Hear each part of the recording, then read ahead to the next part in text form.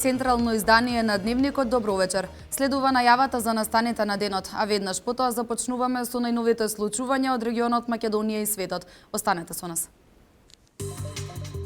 На Македонија и треба датум за отпочнување на преговори со Европската Унија. Димовски со порака до Хан. Продолжен рокот за доделување на средства за отворање нови работни места. Во Велес има доволно огревно дрво. Информациите на СДСМ се невистинити, тврдат од шумското стопанство Бабуна.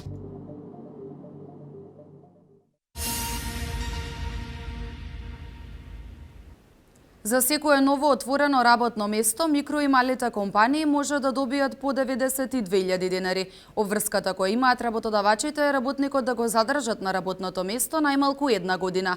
Според правичните проекции, се очекува во државата да се создадат околу 200 нови работни места. Микро и малите предпријатија добија дополнителен рок потребата од работна сила во својата компанија, да ја обезбедат преку владиниот проект за субвенционирани вработувања. Потпоралот Ѓоргије вели, продолжувањето на рокот е на барање на бизнис заедницата. Како резултат на барањето на бизнис заедницата и со цел да офатиме што поголем број на компании кои што изразија идеја да се вклучат во рамките на овој проект, одлучивме да го продолжиме рокот за поднесување на апликации до 30 септември оваа година. Финансиската поддршка по едно ново отворено работно место опфаќа исплата на неповратни средства за набавка на опрема или материјали во висина од 92.000 денари. Обврска работодавачот има новото лице да го задржи во работен однос со полно работно време, најмалку една година од денот на вработувањето. Се поднесува барање до Агенцијата за вработување со едноставен план за развој на компанијата, каде што во кратки црти се предвидува на кој начин компанијата планира да го зголеми својот обем, односно да ги инкорпорира овие вработени кои што ги побарува. Агенцијата потоа тоа во еден ефикасен временски период би го разгледала и по добивањето на позитивен одговор од страна на агенцијата, компанијата само ги доставува економско-правните акти, документите, фактурите за опремата или проматеријалите кои што ги има набавено, за потоа веднаш да бидат исплатени средствата по однос на вработувањето на новите кадри. Овој владин проект, според првичните проекции, треба да овозможи создавање на работни места за околу 200 нови невработени лица.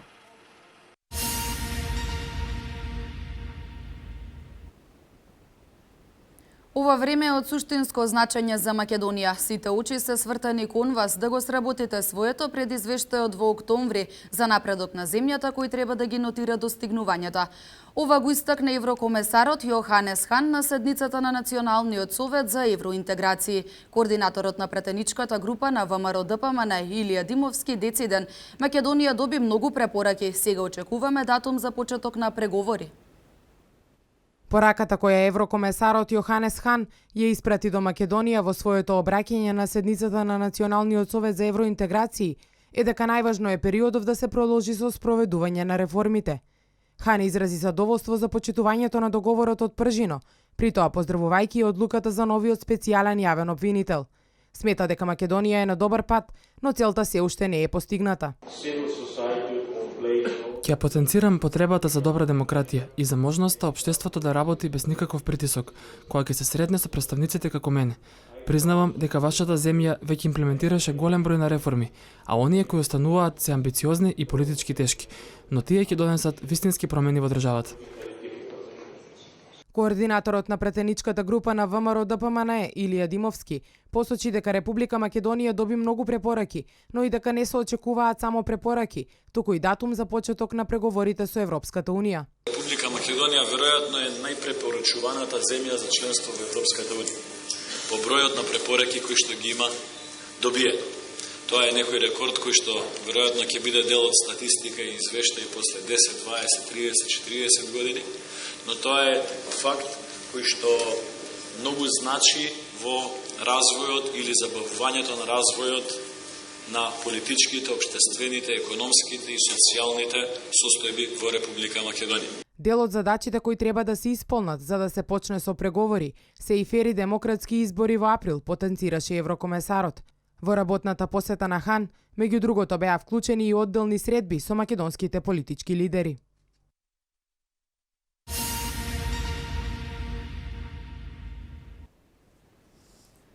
Нова водоснабдителна мрежа ќе се гради во село Новачани. Вкупната инвестиција изнесува 2 милиони денари. Овој градежен зафат треба да заврши до крајот на месец ноември и значително ќе придонесе за решавање на проблемите на жителите.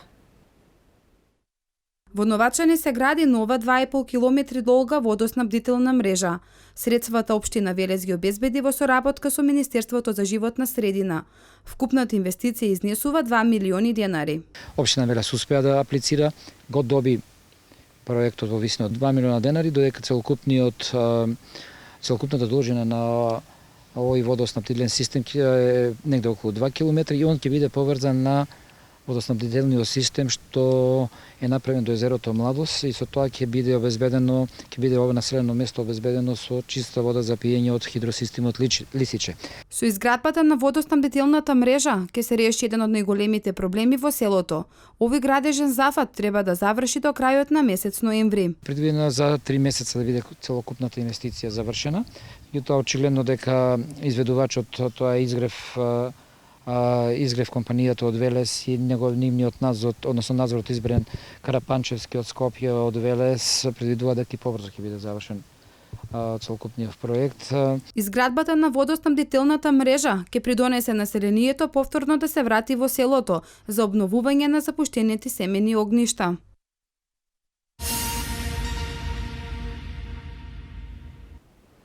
«180 минути без автомобили» денеска беше централното градско подрачје во Неготино. Оваа општина, реализирајќи го проектот Ден без автомобили во рамки на Европската недела на мобилност, се обиде да ги поттикне граѓаните за што помасовно користење на велосипедот како превозно средство. Според градоначалникот Ванчо Апостолов, локалната самоуправа и во иднина ќе биде носител на вакви активности, бидејќи покрај придонесот за поздрава животна средина, примената на алтернативните средства за превоз се поттик за спорт и рекреација.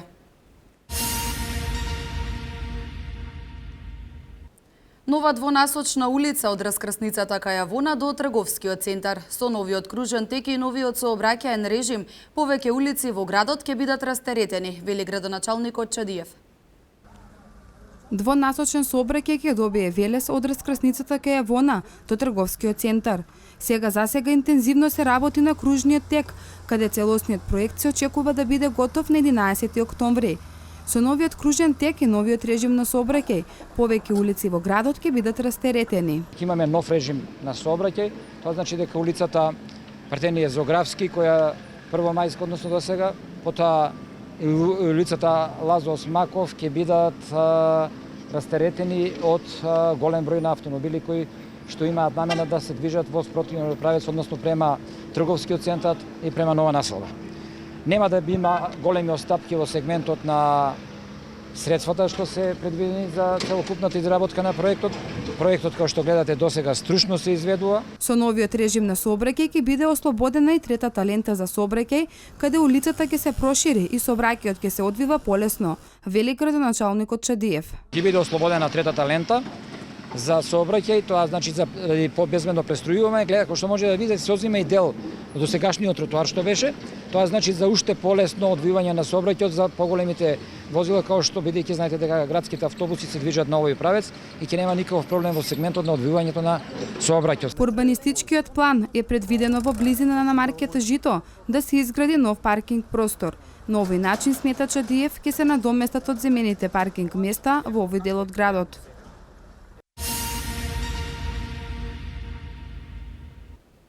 Огревно дрво во шумското стопанство во Велес има доволно. СДСМ вчера пласираше неточни информации. Вели денес на пресконференција директорот на шумското стопанство Бабуна од Велес Горан Наунчев.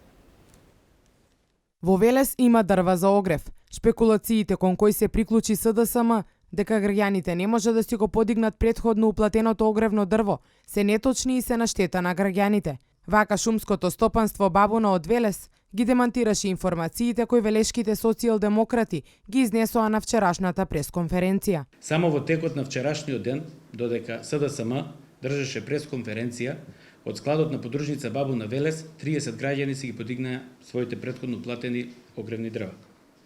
Еден ден претходно, додека СДСМ го спремаше материјалот за пресконференцијата, уште други 23 луѓе си ги подигнаа огревното дрво. Истото е случај и во изминатиот период. За 2 недели во септември, вкупно 212 граѓани ги обезбедија своите семејства со огрев од складот на подружницата на Македонски шуми во Велес. Директорот на Унчев потенцираше дека се работи со точно утврдена динамика и прецизни рокови. Имајќи во предвид дека дневно во нашиот склад влегуваат 10 камиони или околу 200 метри просторни дрва, и со оваа динамика што е воспоставена, јас како одговорен на подружница Бабо на Велес, можам да кажам дека сите граѓани кои што ги имаат претходно уплатено огревното дрво, ќе можат до почетокот на грејната сезона истото да го подигнат. Но Унчев ги негираше и информациите дека дрво од Велешката сеча завршуваат во Скопје. Одговорно тврдам дека ниеден воз од Богомила не е заминат за Скопје и нема да замини ниеден воз се додека и последниот велешанец не се снабди со огревно дрво. Во текот на 2014 во Велес се испорачани 20.020 метри просторни огревно дрво за 2860 семејства, а за 8 месеци од 2015 3212 семејства веќе се снабдени со вкупно 22.489 метри просторни огревно дрво. По испораката на целата уплатена количина, на почетокот на наредниот месец повторно ќе стартува уплата за огревно дрво.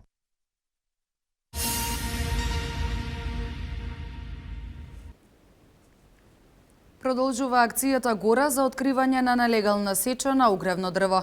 Вчера полицијата во атарот на селото Степанци откри 7 жители на Прилеп како сечат дрво од шума која е во државна сопственост.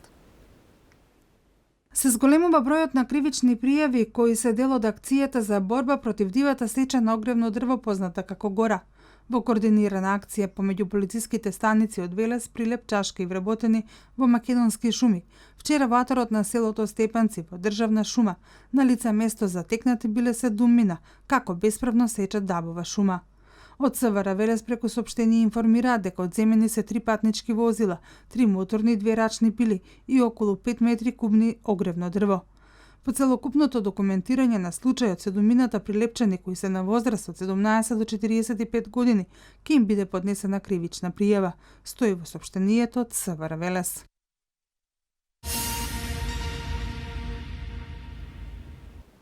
Учениците од подрачното училиште во населба Превалец по завршувањето на 5-то оделение своето образование ќе го продолжат во Велес, односно во основното општинско училиште Васил Главинов.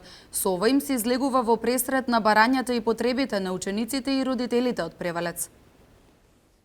По завршувањето на 5-то оделение, учениците од подрачното училиште во населба Превалец своето образование наместо во Горно Оризари ќе го продолжат во Велес.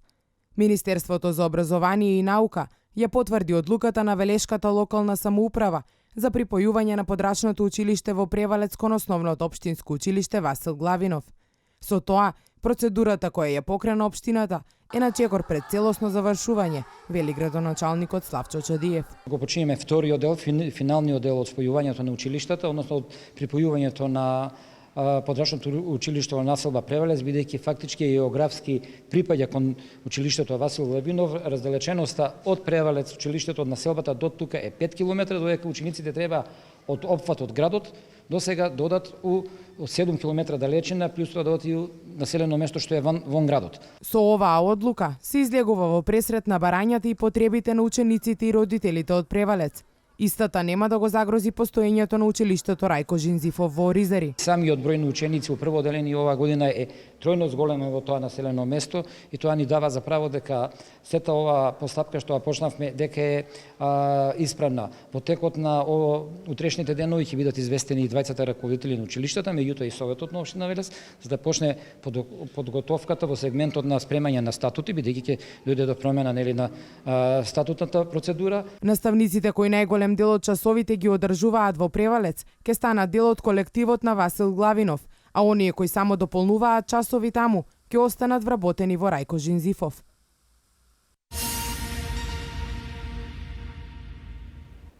Вечерва започнува ракометната Суперлига на Македонија. 10 тимови ќе се борат за пласман во плей-оф фазата, каде сигурни учесници се актуелниот шампион Вардар и вице-шампионот Макс Струмица. Ракометниот клуб Борец од Велес својот прв надпревар ќе го одигра во недела со почеток од 18 часот.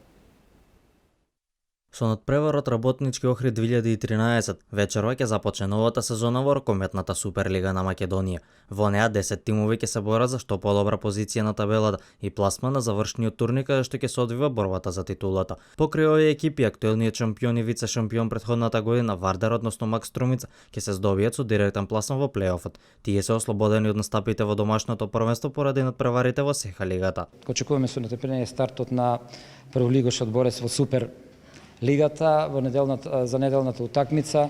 Интересот е доста голем. Тоа е нормално, знаете дека Велес е град кај што ракометот има посебна традиција. Љубителите на ракометот во Велес ќе имаат можност да ги проследат и надпреварите кои ГРК Борец ќе ги одигра на гостински терен, бидејќи Ракометната федерација на Македонија од оваа година на својата страна ќе ги пренесува сите надпревари од Суперлигата во живо. Лигата е премногу квалитетна, силна лига. Ние земавме неколку појачувања од нашата, пак да кажам, дел од регионот се земени и очекуваме квалитетна надпреваручка сезона за ГРК Борец.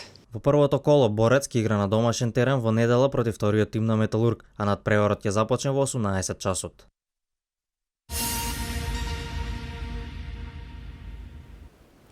Како дел од активностите кои учениците од Полска ги имаат при гостувањето кај своите врсници од Коле Неделковски, организиран беше и кошаркарски надпревар. Соработката меѓу овие две училишта трае веќе 5 години. Кошаркарски надпревар помеѓу училиштата Коле Неделковски од Велес и Станислава Стажица од Полска, во кои дадените кошеви не се броеја. Овој надпревар е како дел од активностите кои ги имаат учениците од Полска со своите врсници од Коле Неделковски. За одржување на оваа спортска активност, училиштето Коле Неделковски формираше и свој училишен спортски клуб. Сега веќе и овој училишен спортски клуб ги остварува првите меѓународни контакти на овој начин преку соработката која што има училиштето. Соработката на овие две училишта трае веќе 5 години, а Коле Неделковски е првото училиште во Македонија кое се има збратимено со некое училиште од странство.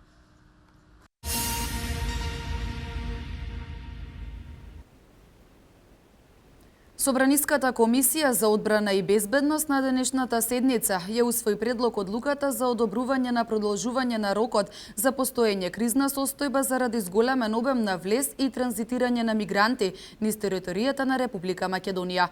Рокот за постоење кризна состојба сега се продолжува до 15 јуни наредната година. Во продолжение и за останатите вести од Македонија. Македонија има капацитет да се справи со бегалската криза, но сето тоа ќе значи и финансиско оптоварување за буџетот, вели професорката по кризен менеджмент од Институтот за безбедност при Филозофскиот факултет од Скопје Марина Митревска. Таа смета дека потребно да се направи тампон зона во Гевгелија како би се олеснил процесот на транспорт на бегалците. Оваа бегалска криза менаџирање е скапа. Скапа, мора државата сама да се организира и мора да бара помош од институциите како што е Европска унија, како што се Обединетите нации, за да ја добиеме финансиската помош, да се справиме побезболно. Бидејќи оставени сами на себе, едноставно ќе биде многу тешко. Професорката по меѓународни политички односи од Факултетот за политички науки од Загреб Лидија Чехулич Вукадиновиќ напоменува дека кризата покажала дека во пракса не постои заедничка надворешна и безбедносна политика на Европската унија и дека таа е поделена во две групи, односно едната група која е предводена од Германија која се залага за поефикасно, побрзо и похумано решавање на кризата и вишеградската група земји кои стапуваат со став дека не сакаат да ги примат бегалците. Европа се покажа потполно неспособна за неголемата хуманитарна криза која се случи во современите меѓународни односи. Европа повторно, кога станува збор за надворешна политичка криза, покажа дека не постои во пракса заедничка надворешна и безбедносна политика на Европската унија. Да, Европската унија не делува на меѓународната сцена како единствен актер. Професорот Зоран Кековиќ од Факултетот за безбедност при Универзитетот во Белград потенцира дека државите од Западен Балкан повторно се приморани да се занимаваат со проблеми генерирани на друго место, а очекувањата од нив се да работат на спречување на ескалација на проблемот и неговите безбедносни импликации во регионот. Проблемот со кризата е повеќе димензионален, со политички, економски, социјални и безбедносни димензии. Доколку Европската унија решението го бара преку затворање на границите, се создава безбедносна закана на незините граници, што не е во интерес ниту на Брисел. Експертите се согласни дека бегалската криза нема да се реши во брз рок, туку со прашањето на миграцијските кризи ќе мора да живее и Европската унија и меѓународната заедница. Таа мора да стане дел од официјалната политика во насока на што побрза интеграција на сите бегалци во општеството, доколку се сака долгорочен мир на европските простори. Инаку во Охрид се одржува дводневна конференција на тема современи безбедносни парадигми и предизвици, теорија и пракса, на која над 30 учесници од светот ќе разменат мислење и перспективи за најважните прашања поврзани за безбедноста со посебен осврт на кризата.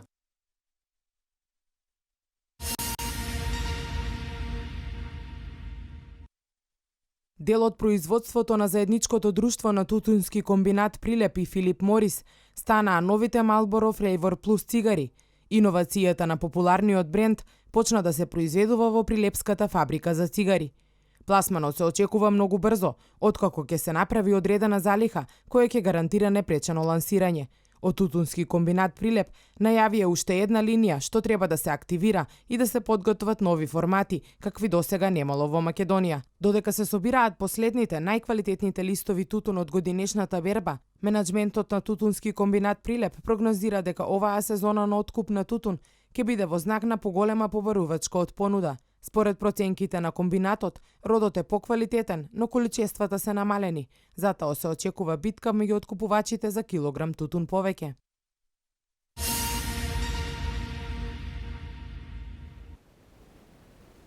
Масовен протест во Анкара против тероризмот. САД и Русија на разговори за борбата против исламската држава. Ова е свето денеска. Стотици илјади турци учествуваа во Анкара во голем протест против тероризмот. Демонстрациите се одржани на иницијатива на Сојузот на стопански комори и берзи на Турција, со поддршка на десетина синдикати и граѓански иницијативи. Председателот Рифат Хисарџиглиоглу во обраќањето пред настанот ги повика демонстрантите да носат турско знаме, без други плакати и знамиња, со цел да се нагласи дека протестот е во името на мирот во земјата. Според организаторите, цел на протестот е да се каже не на тероризмот и да на братството.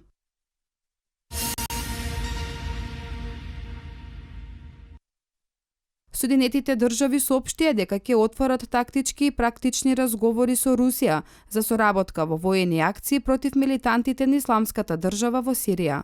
Сепак, како што соопшти потпаролот на Белата куќа, Џош Ернст, Вашингтон инсистира Русија да не се обидува да ја поддржува владата на председателот Башар ал-Асад. Русија распоредува голема воена сила во западниот дел на Сирија, вклучувајќи и тенковиот типот Т-90, тешка артилерија и ракетни системи. Руската влада соопшти дека војната поддршка за Дамаск била со цел справување со тероризмот, зачувување на сириската државност и спречување на тотална катастрофа во регионот. Москва изрази подготвеност да разговара со Вашингтон за војната соработка во Сирија.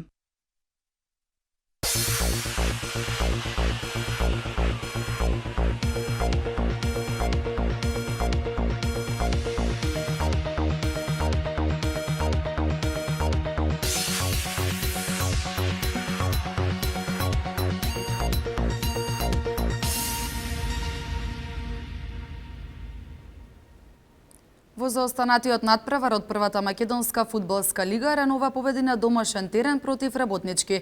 Новата кошаркарска сезона во домашното првенство ќе започне на 10 октомври. Следуваат вестите од домашниот спорт.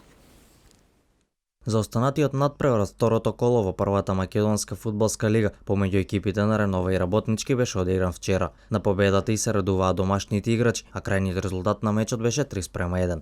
Ова е воедно и прва сезонска победа за тетовскиот тим, а романтичарите по одличните настапи на евросцената во квалификациите за Лигата на Европа имаат само 2 победи во 5 одиграни надпревари во домашното првенство и се наоѓаат на 6-та позиција. Лидер на табелата е Вардар со 16 бодови.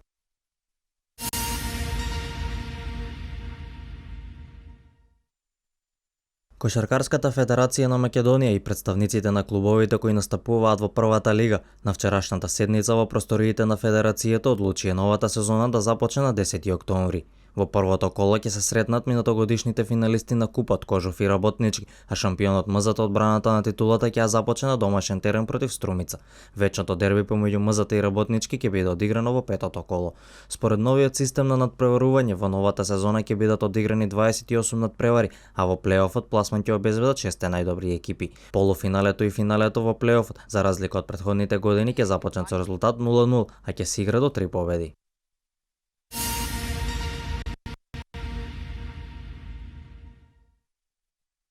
Фудбалската федерација на Македонија ги одреди цените на билетите за квалификацијскиот надпревар за пласман на Европското првенство помеѓу Македонија и Украина. Истите ќе бидат од цена од 100 и 200 денари, освен за VIP ложата за која еден билет ќе чини 400 денари. По катастрофалните изданија против Луксембург и Шпанија, во следните два меча фудбалерите ќе се обидат да стигнат до позитивни резултати на домашен терен против Украина на 9 октомври, односно против Белорусија на гости 3 дена подоцна. На последното рангирање на FIFA како резултат од лошите настапи на репрезентацијата, Македонија се наоѓа на 104-та позиција.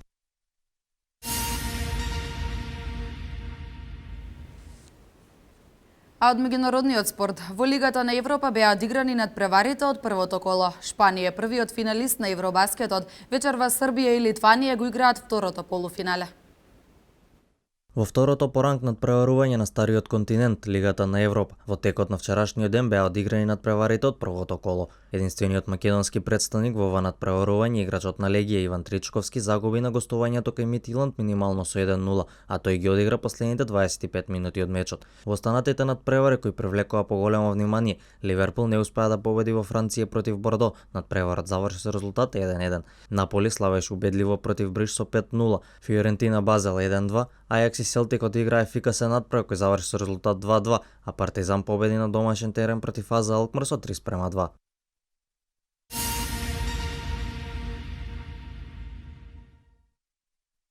Кошаркарската репрезентација на Шпанија е првиот финалист на Европското првенство. Тие во полуфиналето ја совладаа домашната селекција на Франција. Во регуларниот дел надпреварот заврши нерешено 66-66, па победникот беше решен по продолжението во кое подобро се снајдоа шпанците и славеа со 80-75. Како и на претходните мечеви, најдобар играч на Шпанија беше Пол Гасол, кој ги постигна половина од кошевите за неговата селекција, односно 40 надополнети со 11 скокови. Со пласманот во финалето Шпанија обезбеди настапи на Олимписките игри следната година во Рио.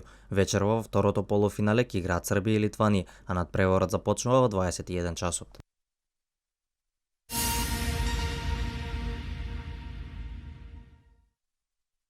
Во првото коло од ракометната лига на шампиони се случија неколку изненадувања. Ракометниот шампион на Хрватска, екипата на Загреб, го победи тимот на Кил со резултат 29-22. Хорвати Степанчич беа најефикасни во домашниот тим со по 6 постигнати погодоци. Во мечот Д групата, каде што се надпреварува и македонскиот представник Металург, норвешкиот тим Елверум победи на гостински терен против Шафхаузен со 31-30. Металург својот надпревар го игра утре во 17 часот и 30 минути на гостински терен против Мотор Запорожје.